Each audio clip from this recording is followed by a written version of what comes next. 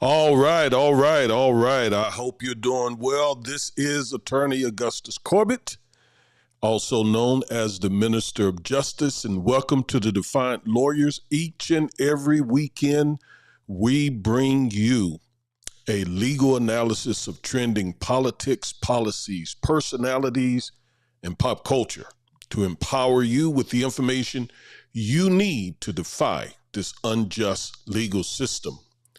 Go ahead and subscribe, hit the like, share, and get ready to comment. We got a very important show for you today, and as you see, it's just me. It's just me. My road dog is not with me today. My daughter, law partner, she is on the road attending a friend's wedding. So I'm doing it by myself today. So for that reason, I'm not going to be very long. Just going to talk about affirmative action here for a few. And the reason I'm talking about affirmative action now is because this coming Monday, October 31st, which is also Halloween, the United States Supreme Court will look at several cases, and both of these cases have to do with affirmative action. All right, now let me just make sure my system is working correctly. I believe it is. So yes, the court is getting ready to take up a couple of affirmative action cases, and I want to talk about them because it is very, critical that affirmative action stays in place. As I said in the title, affirmative action is still needed, and it is still justified. But I am not very hopeful that it will survive this Supreme Court. This is a very conservative court. There are, let me get here. Where you at here? There are 6 conservative justices on the court and 3 progressives. And I don't always stand with the progressives on everything, but where affirmative action is concerned, I certainly do stand with the progressives who are going to try to fight for affirmative action. But I'm not very hopeful. The 6 justices on the court, conservative justices on the court, are very hostile to affirmative action. So I really don't believe it's going to survive. But let's talk about it nonetheless.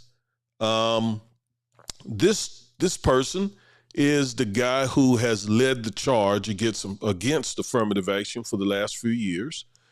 Him, in this case, himself and a group of Asian students are attacking affirmative action. The Asian students are saying that affirmative action is racially discriminatory toward Asian students. I find that very difficult to get my head around when Asians are attending college and graduate school at disproportionate rates. Asians attend college and graduate schools at much higher rates than their population here in America. So I don't really get it. I don't understand it. And there's a whole history here that I don't think the Asian American community, those who stand against this. Now, ironically, most Asians actually agree with affirmative action. In fact, let me put that on the screen now. The group that is suing these 2 universities, UNC and Harvard University, trying to get rid of their affirmative action program, they don't obviously understand some things here. I don't know where they're coming from, but their position on affirmative action is very, very tenuous, to say the least. But as you see from this graph, most Asian Americans overall are in favor of affirmative action. You see here 69% of Asian Americans favor affirmative action, and only 19% oppose it. There looks to be about 15 or right at 20% who maybe express no opinion, but the majority of Asian Americans are in support of affirmative action. And then if you look at the breakdown of this information, you see that 62% of Korean Americans favor affirmative action, 80% of Indian American, 67% of Filipino Americans, 67% of Vietnamese Americans, 65% of Japanese Americans, and 59% of Chinese Americans favor affirmative action. But there are a handful of them who oppose it and are in partnership with this person who is trying to get rid of affirmative action. So like I said, this coming Monday, in a couple of days, the court will hear two cases dealing with affirmative action. One case is, again, a case against Harvard University, and another case is against UNC Chapel Hill. Ironically, Justice Ketanji Brown Jackson will not be a part of the case against Harvard since she is a Harvard grad, and there is a conflict of interest. She cares about that. Some of the justices on the court really don't care when there's when there is an obvious conflict of interest. For example, Justice Clarence Thomas doesn't care about obvious conflicts of interest because his wife was involved in the January 6th uprising, yet he has not recused himself when cases having to do with January 6th has come before the court. So, but Justice Jackson agreed to recuse herself and not take any part on the case against Harvard. She will, however, be a part of the case against UNC. All right, so I think that was very ethical of her, to say the least. Now, I want to go back and do something. Each and every Saturday, Chloe and I talk to you about the law, especially about civil rights law, constitutional law, as it relates to African Americans. I thought that I would show you a video today which sort of explains, would give you some context, some background as to why this is such a passionate pursuit of mine, okay? I think this video that I want to play for you, it's about a 4-minute video, will help you understand why I am so dedicated and committed to civil rights, to racial justice, why it's so deep in my heart. I think this video will help you understand. After we look at this video, then we will talk about affirmative action. I don't think we can assume that just because race is taken into account that necessarily creates an equal protection problem, because I understood that we looked at the history and traditions of the Constitution, at what the framers and the founders thought about.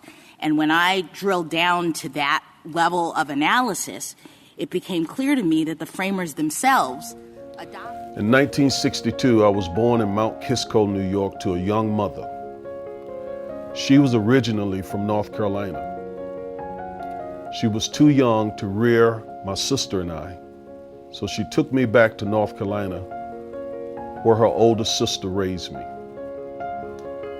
This was in the 60s. North Carolina at that time was segregated. Blacks were treated as second-class citizens. There were separate water fountains. If we went to the doctor, the whites went in one door, the blacks went in the next door. Times were tough. Segregation and sharecropping was what my family knew. In fact, my grandmother, mother, and father, aunts, uncles, a lot of them had been sharecroppers or were still sharecroppers as I was growing up. 50 years later, by the grace of God, I was able to rise from all of that to become an ordained minister, a licensed attorney, an author, an activist, and to fight for something that is very dear to me, and that's justice. You don't grow up the way I grew up and see the things that I saw, and justice not be a big part of who you are. A lot of people don't know what justice means. For me, justice is a biblical concept. Humans didn't create the concept of justice. Justice, simply defined, is protecting and defending the weak and vulnerable. Fighting for the weak and vulnerable. Oftentimes that fight results in protest. Other times that fight results in lobbying. Still other times that fight occurs inside courtrooms. And that's where Corbin and Corbett comes in. We take the fight for justice inside the courtrooms. We fight for our personal injury clients when they're injured at no fault of their own. Sometimes we're able to get them good settlements. Other times, again, we have to take the fight inside the courtroom, which we enjoy doing. We also fight for those who've been accused of crimes. And that fight occurs inside the courtroom as well. Because it's in the courtroom that we defend the rights of the accused. In other words, we fight for justice, even for those who are accused of crimes. They have certain constitutional rights, and we fight to defend those rights. A part of our firm also involves representing those who are in the midst of divorces or fighting for custody of a child. Whether it's personal injury, criminal defense, or family law, for us, it is a fight of justice. And because of my background, it's a fight that I take personal.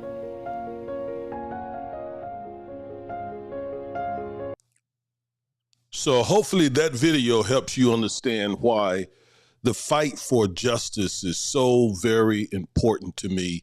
Has all to do with the fact that I grew up in the South seeing a lot of racial injustice.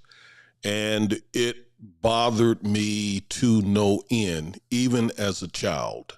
All right. And in that video, you heard me talk about the fact that we fight for personal injury clients, for folks who are accused of crimes, for family law clients, and then we added civil rights to our practice areas as well. So a lot of our cases now have to do with civil rights, excessive force cases. That is when police officers or jailers or other folks who work for the government use excessive force against folks. We also represent folks who have been discriminated against by institutions like banks, etc. The civil rights part of our law firm is really busy right now. We love it. Chloe and I love it so very much because we feel like we're making a change in society. We feel like we're really accomplishing something. We're sort of socially engineering the American experiment or institution, empire, whatever word you want to use. Our tag is improving lives and impacting laws. So our firm endeavors to improve lives and to impact laws. And a lot of the laws that we're trying to impact are civil rights and constitutional law, which brings me back to affirmative action. Okay? Affirmative action. Now, affirmative action was created in the 50s. President Dwight Eisenhower was one of the first presidents who implemented integration, for example, in the U.S. Armed Forces. Then other presidents, including, and some, as you see, Republican presidents, like Nixon, began to implement affirmative action programs. Well, that Republican Party is very different than this Republican Party. All right. Now, that Republican Party, and as a matter of fact, the Republican Party has changed a lot over the years, right? Because the Republican Party was the party that worked to abolish slavery in the 19th century. Abraham Lincoln was a Republican. Frederick Douglass was a Republican. And it was the Democrats who were working hard to enslave blacks. All of that changed in the 20th century when Strom Thurmond and Jesse Helms and Barry Goldwater left the Democrat Party and became Republicans. This happened roughly around the time that Brown versus Board of Education case was decided. The Republican Party, they called it the Southern Strategy.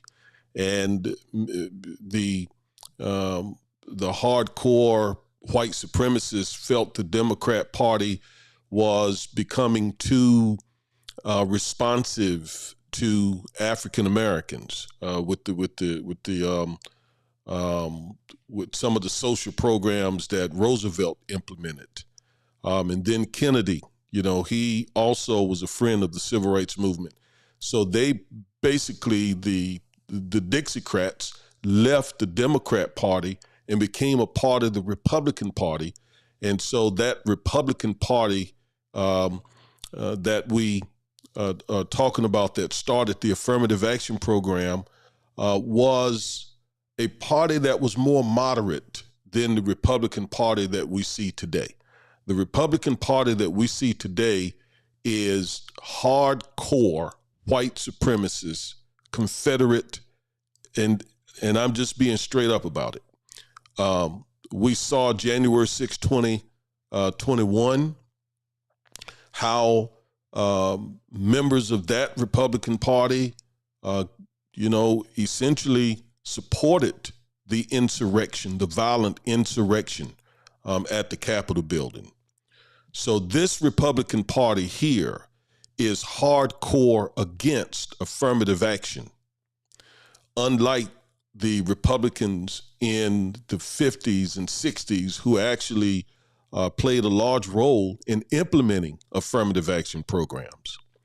And basically what affirmative action basically means is that it's a program that essentially says you're going to the government and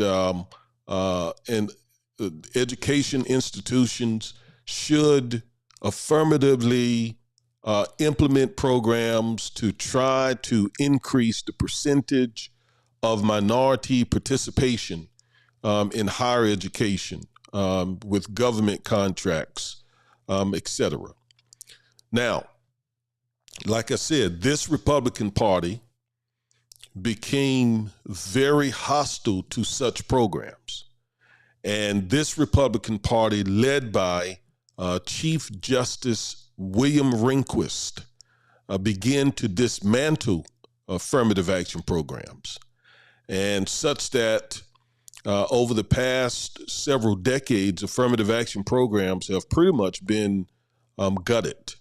And what remains are affirmative action programs that universities use to accomplish the goal of diversity. All right, and that's what they're trying to get at. That's what they're suing about now, to try to prevent. Sorry, I'm trying to get this here. Let's go back here. This guy is trying to get the court to say that universities cannot use race at all in their admissions policies. Okay. Now, the court has, for the past, 40 years, 40 to 50 years, has resisted efforts by white conservatives to completely gut affirmative action programs. The court has said as far back as in the early 70s, there was a case called Bakke versus the Regents of California, where a plaintiff sued the California school system, university system, and said, in fact, it was a medical school, and said that he did not get enrolled in medical school because the court gave his slot, because the university gave his slot to a lesser qualified African-American student. And the court heard the case and decided ruled in favor of the University of California, and basically said that universities could use race to accomplish the goal of diversity. All right, that was the Bakke case, and that became the precedent, that became the law of the land. Universities could use race to further the state's interests in having a diverse student body. So that's how the affirmative action survived the Bakke attack. Now, the court heard another similar case in 2003, as I have here on the screen, the Grutter versus Bollinger case, where a plaintiff sued the University of Michigan school system and basically argued the same thing, that the affirmative action program was reverse discrimination. The court upheld Bakke and said, no, universities can still consider race as one factor to accomplish the state's interests of diversifying college student body, diversifying their student bodies. So affirmative action survived that challenge in the Groter versus Bollinger case. But that wasn't it. These people are very persistent. And in 2016, another case went in front of the U.S. Supreme Court, again trying to gut affirmative action. And it was the Fisher versus the University of Texas case. And basically the same argument was raised again.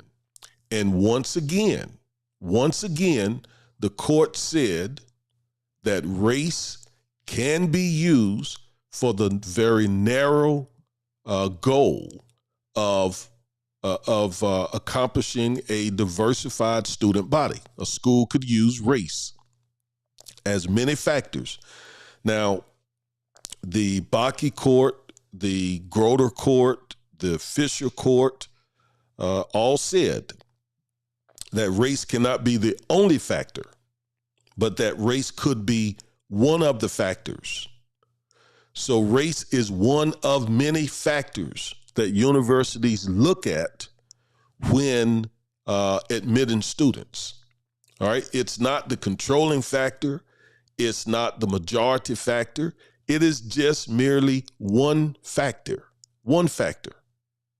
just like the state looks at, just like universities look at folks whose parents went to the school, or people who have some sort of compelling background, or people from certain communities. It's just one of many factors. But even that is problematic for this guy and his group.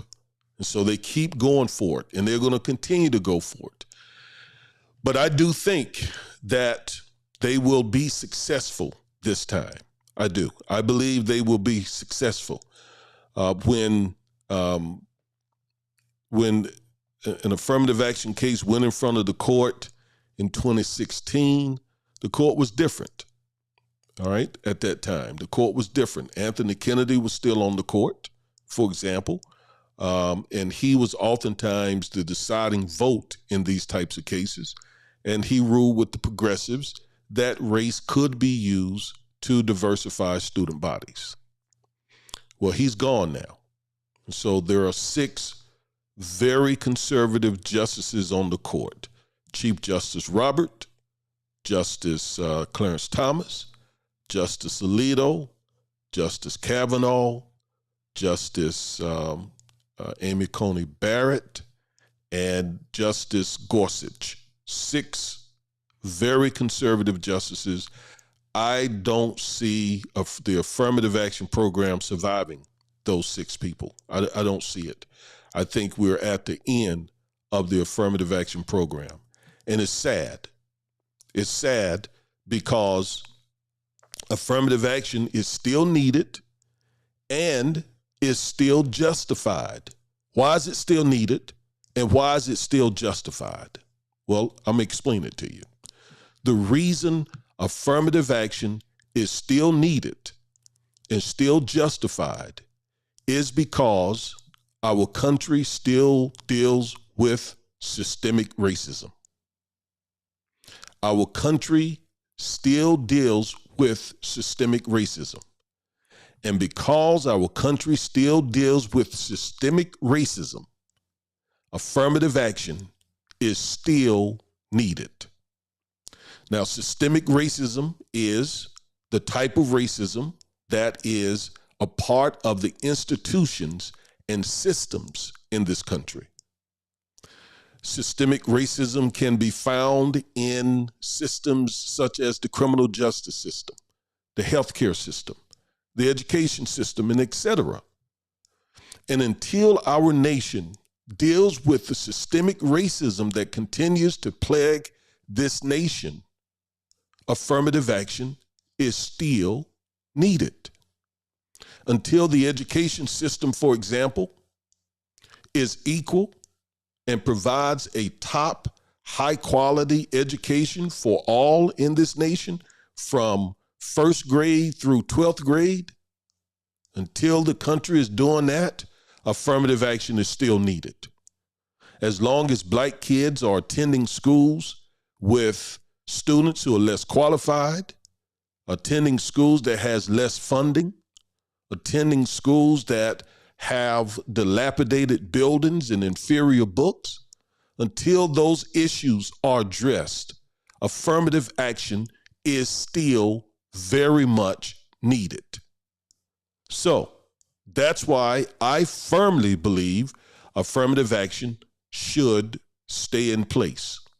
Now, I know that we have some whites and some black conservatives who say that affirmative action is reverse discrimination, that affirmative action, it sort of taints the accomplishments of blacks who attended school because of affirmative action programs.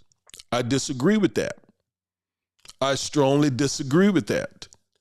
Our country and these naysayers, they say nothing about the programs that are created to benefit folks who already have privileges. They say nothing about those programs. Yet they try to taint the accomplishments of people who may have attended a school because of affirmative action. My thing is, Don't be ashamed. If you went to school because of affirmative action, I don't think you have any reason to be ashamed of that at all. Because again, so long as affirmative action is, so long as systemic racism is still a part of this country, and we know it is, despite white conservatives denying it, then affirmative action is very much needed. Now, one of the things that they try to do is they try to say that to use the 14th Amendment to support affirmative action is actually violating the 14th Amendment. In other words, they argue that if you use race to diversify the student body, then you're actually violating the 14th Amendment. Now, I want you to, you gotta hear this, okay? You gotta hear this. You're in law school right now, all right? You're in con law, so I'm teaching you some constitutional law right now, all right? The 14th Amendment does prohibit states from using race in a discriminatory way. If a state uses race if a state uses race, period, the state has to prove that that the reason they're using race is to achieve some compelling state interest, and they're using race in a very narrow way. We call that strict scrutiny in the law.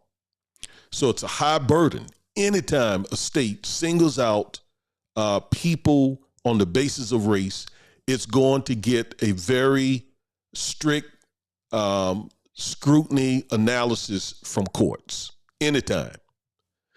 And so that was put in place. The 14th Amendment was obviously put in place during Reconstruction to protect the rights of African Americans, right? So, and states were fond of using race to discriminate against blacks. And so the 14th Amendment stands for the proposition that states cannot discriminate against blacks on the basis of race. But what about when a state want to use race to address racial discrimination?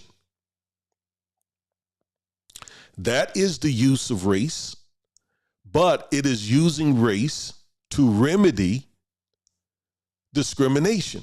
It is using race to try to give blacks some equity. Do you understand what I'm saying? So we know that to use race to discriminate against blacks negatively, that violates the 14th Amendment, the Equal Protection Clause of the 14th Amendment. But what about a state that says, we're going to use race, say in affirmative action, we're going to use race to increase our percentage of black students? Well, the state is using race, but using race in a positive sense. Does that violate the 14th Amendment? I hope you understand what I'm trying to say.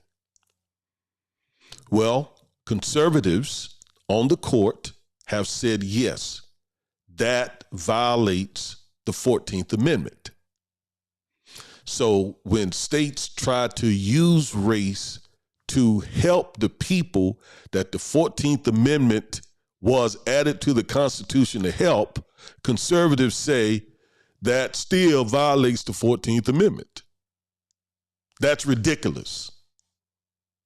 I remember in law school learning this, and it just made no sense to me.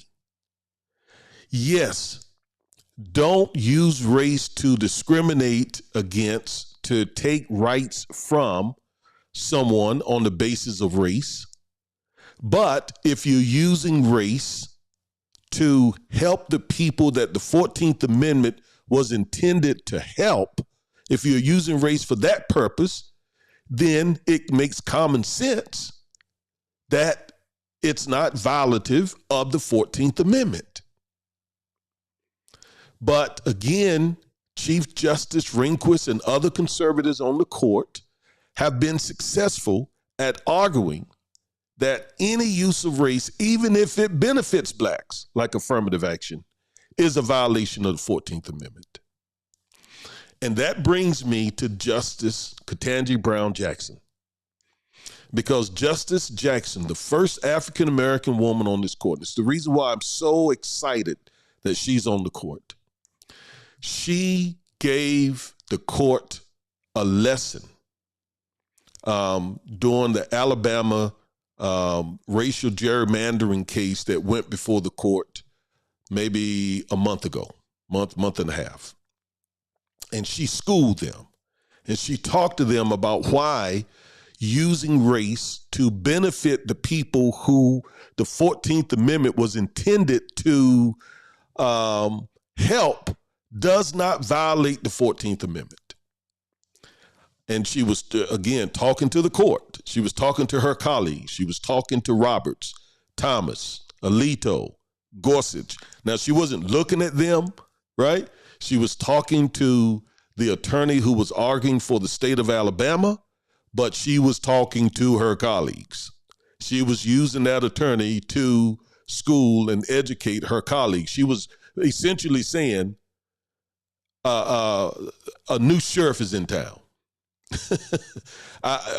She was essentially trying to tell them, I come in the name of Thurgood Marshall, right?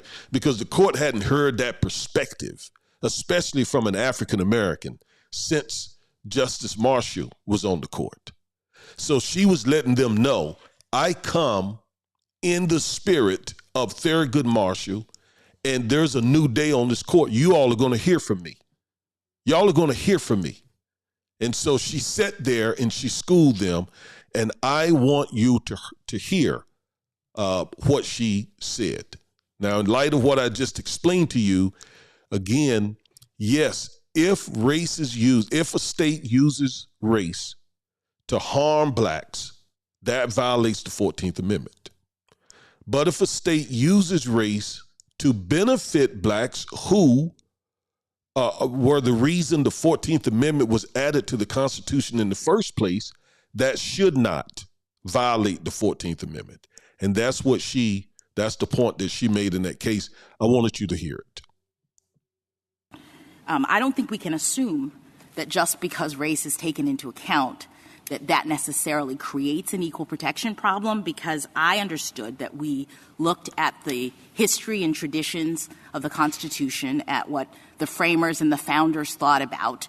And when I drilled down to that level of analysis, it became clear to me that the framers themselves adopted the Equal Protection Clause, the 14th Amendment, the 15th Amendment in a race-conscious way, that they were, in fact, trying to ensure that people who had been discriminated against, the freedmen, during the Reconstruction period, were actually brought equal to everyone else in the society. So I looked at the report that was submitted by the Joint Committee on Reconstruction, which drafted the 14th Amendment, and that report says that the entire point of the amendment was to secure rights of the freed former slaves. The legislator who introduced that amendment said that, quote, unless the Constitution should restrain them, those states will all, I fear, keep up this discrimination and crush to death the hated freedmen.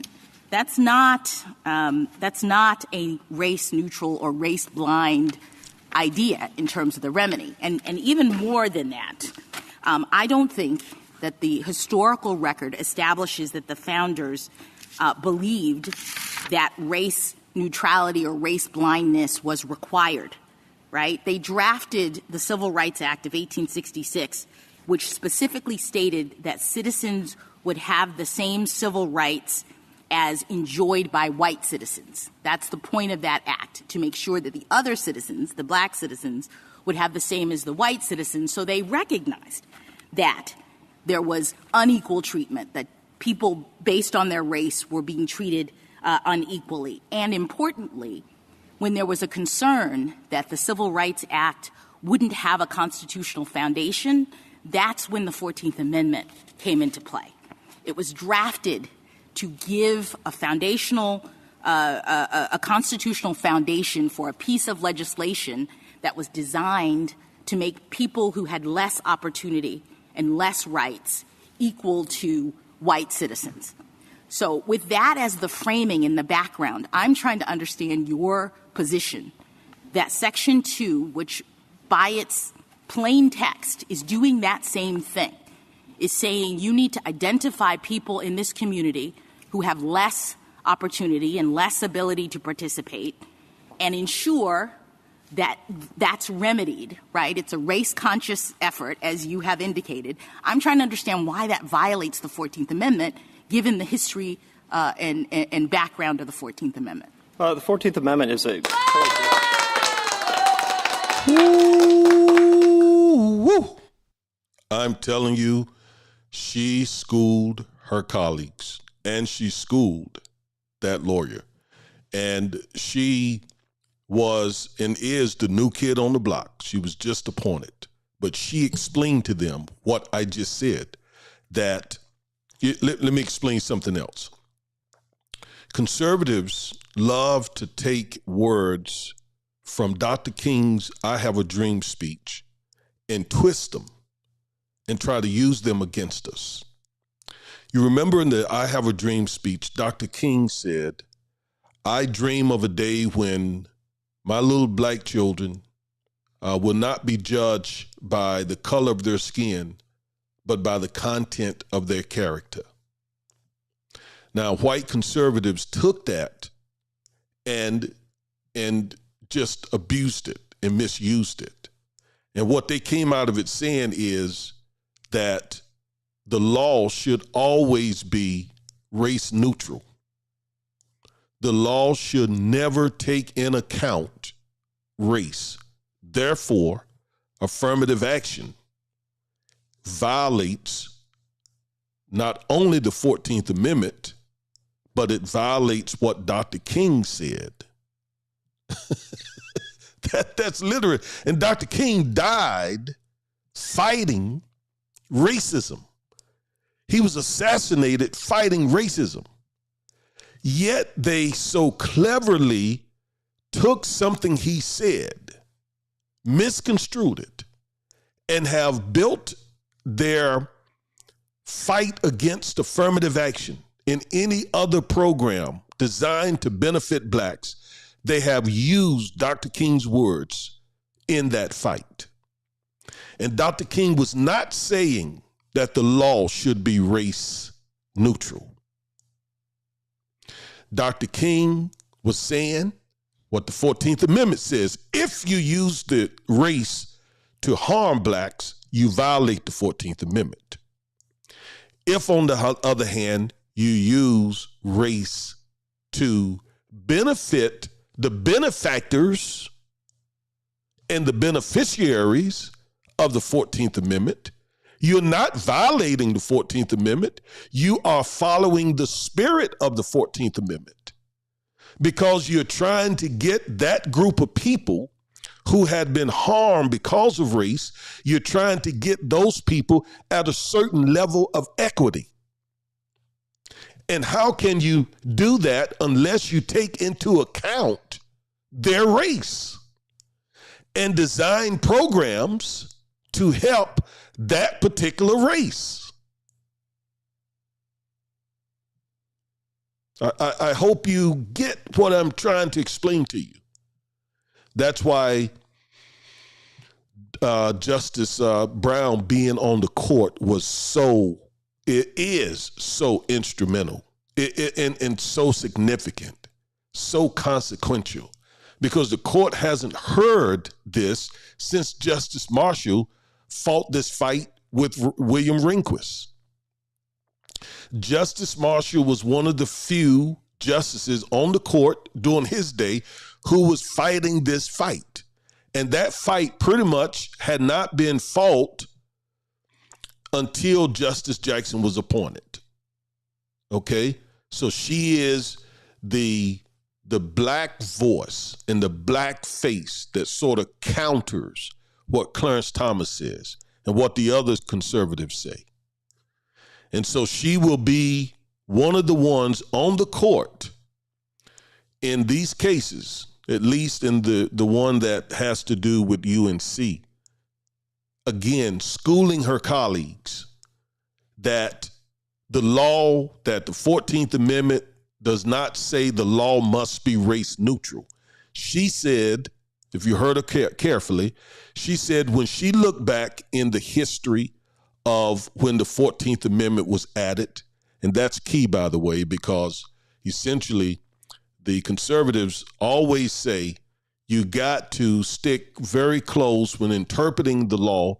You got to go back and find and learn and discover what the framers meant when they added the amendment or when they enacted some law.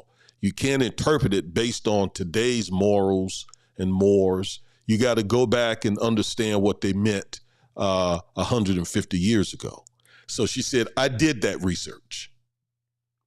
And I find no evidence that they were saying the 14th Amendment, that it says that laws must be race neutral. And by the way, this is the fight with white conservatives against critical race theory. This is why they fight critical race theory so much. Because critical race theory says, in essence, there is systemic racism and race neutral laws are inadequate in addressing systemic racism. Critical race theory says, in other words, it's been 50, 60 years since we had the Civil Rights Act, the Voting Rights Act, been 150 years since we amended the Constitution, and yet black folks are still struggling with racial, injustice. Why? Because of this fake notion, this fake race neutral requirement that white conservatives added to constitutional law cases, civil rights cases, and use Dr. King's words or misuse his words to try to grab the moral high ground on this issue. You follow me? So she is the lone voice on the court that says, no, critical race theory is correct. That systemic racism is still a very big part of American life. It still hampers African Americans' ability to reach equity, and race neutral laws, that spin that you all have put on this, are inadequate at addressing systemic racism. So the argument that I anticipate her making to her colleagues is just that affirmative action is still needed, is still justified, because systemic racism is still very much a part of American life. That's the thing I want you to take from what I've said. Very simply, taking race into consideration to address racism doesn't violate the 14th Amendment. That's what these cases are going to bottom out to. Is it a violation of the 14th Amendment for universities to consider race as one factor among many to diversify their student body? That's the question. And I hope that now you understand the answer to that question should be no. It does not violate the 14th Amendment, because that was the reason the 14th Amendment was added in the first place, to help the newly freed slaves. And now, look, if America had done the right thing when slavery ended, said, okay, we're gonna, not only are we going to abolish slavery, we're going to do everything we can to help you all get on your feet. We're going to give you the 40 acres and a mule. We're going to stop all the separate but equal policies and all of the racism, and we're going to stop all that so that you all can get where you should be as American citizens. Well, yes, had the country done that, then we wouldn't need affirmative action. But the country did the very opposite and has kept in place laws, policies, procedures, practices within systems, within institutions that still make it very difficult for African Americans to reach this place of equity and equality. So therefore, affirmative action is still needed. That's what I want you to get from this today. And that's what this fight is about. I do think, unfortunately, I think it's a losing battle. I do think the 6 justices are going to gut it. I believe that's what we will hear coming from this court. I do. I just don't see how it hangs on. There are only 3 folks on the court who believe what I just said. The other 6, including Clarence Thomas, see it completely different. All right? But that's what we're here to do. As the Defiant Lawyers, we're here on every Saturday. Chloe, again, is out of town, but I'm committed. We are both committed to coming every week and educating and schooling you on the law. We take trending legal, political stories, policy type stories, personalities like Kanye West, pop culture, again, like Kanye West. We use that to teach you the law so as to empower you, to inform you, to enlighten you on how to overcome this unjust. And we're not making it up. This is an unjust system that we live in. And to the degree that you understand the law, to that degree, you can start fighting for some equity. All right, that's it. Thank you for tuning in. Hope you got something. I'm out. Peace.